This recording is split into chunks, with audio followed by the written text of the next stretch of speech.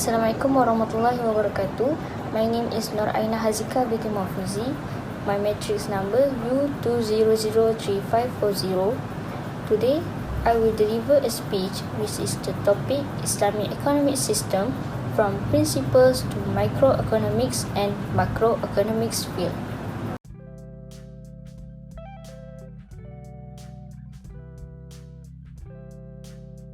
The term economic principles is often used to mean the fundamental law of economics, which is knowledge itself. In fact, these principles are the well-established economic theories that have passed through numerous tests.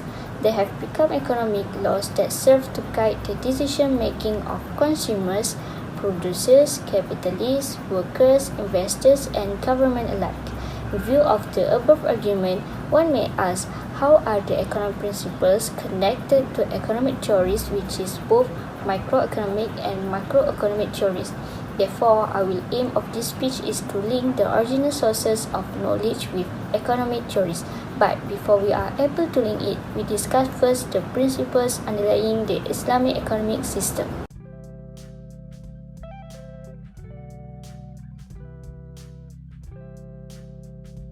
Next, what is basic principle of Islamic economics? It is enshrined in the spiritual norms of Islam.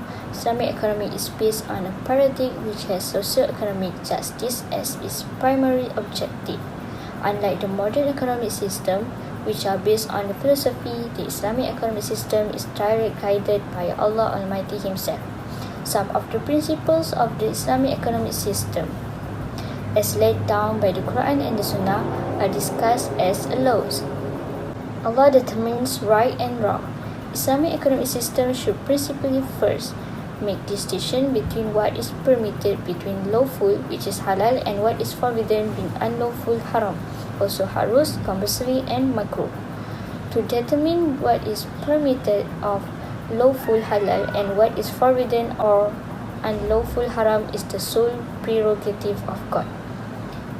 Allah says, "May not unlawful the good things which Allah has made lawful to you, and transgress not. Verily, Allah does not like the transgressors, and eat of the things which Allah has provided for you lawful and good, and have taqwa of Allah in whom you believe." In Surah Al-Ma'idah. Second one is principles of uses. Within the bounds of halal and haram prescribed by Allah, and also keeping in view the rules of moderation prudence. The third one, principle of moderation. The principle of moderation carries paramount importance, especially in the economic field. The principle is followed by the true believers in the production of wealth as well as in the consumption and spending of wealth. Fourth, economic freedom. Islamic principle of economic freedom means that an individual has been allowed liberty by God to earn wealth, own it, enjoy it, and spend it as he likes. It also entails freedom to adopt any profession, business, or vocation to earn livelihood. But Islam has not allowed unlimited freedom in the economic sphere. The last one is principle of justice. In the sphere of production, Islamic principle of justice ensures that nobody is exploited by the other and that nobody acquires wealth by unjust, unfair, unlawful, and fraudulent means. The followers of Islam have been allowed to acquire wealth through just and fair means. Islam admits the right of every individual to earn his livelihood, to acquire wealth, to earn property, and live a comfortable life.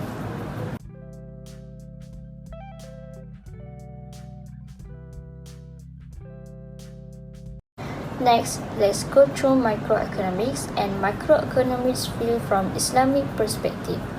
Having discussed the basic principles of Islamic economics, then the next question, how do we link these principles with two important fields in economics, which is microeconomics and macroeconomics?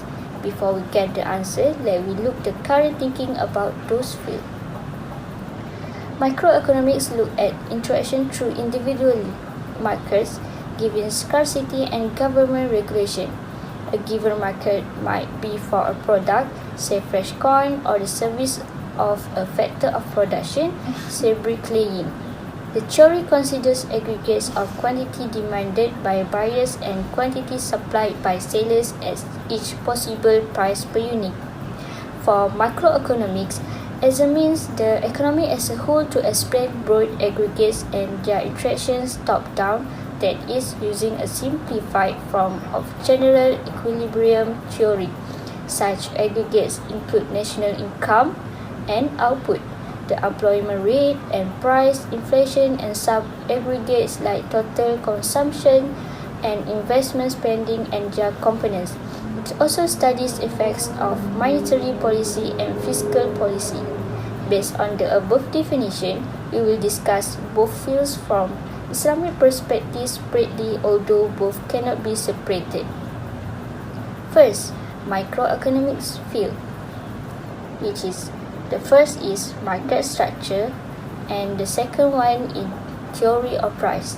Market structure is market is one of the main institutions of the Islamic economic system. Market is one of the main institutions of the Islamic economic system. The history of Muslims shows that Islamic government pay attention to the market mechanism and price system. The market process is not the only way of getting things done in the context of needs fulfillment, economic growth of the other goals we cherish in life.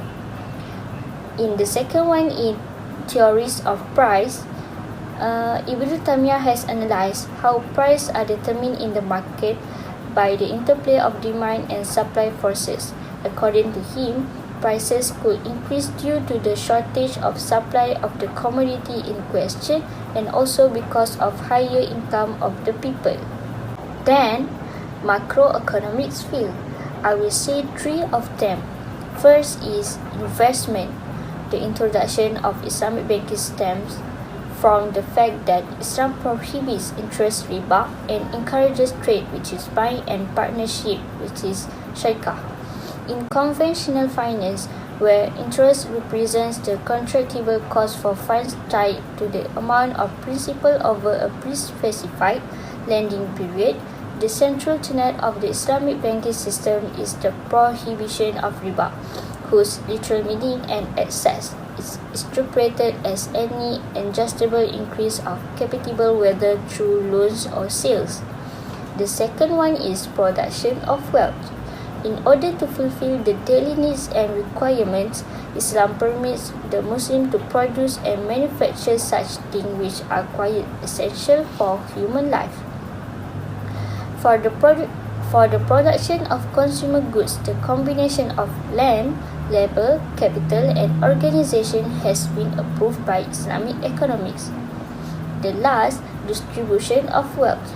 Allah does not like Ummah should pass poor life. At the time of Islamic revolution, there was much poverty throughout the world, including Arabia. It was due to this fact that Allah ordered not only to the Muslims, but also to the Mushrikeen to spend their wealth on poor. There are many verses in the Holy Quran to this effect. Establish prayers and pay zakat is a divine order repeated more than as other order in the Holy Quran.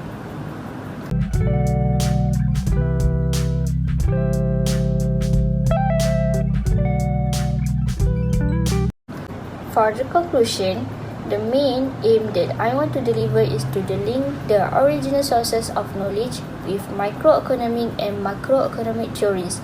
From the original sources, we could identify 5 principles of Islamic economic system, which is Allah determines right and wrong, principles of uses, principles of moderation, principles of freedom, and principles of justice.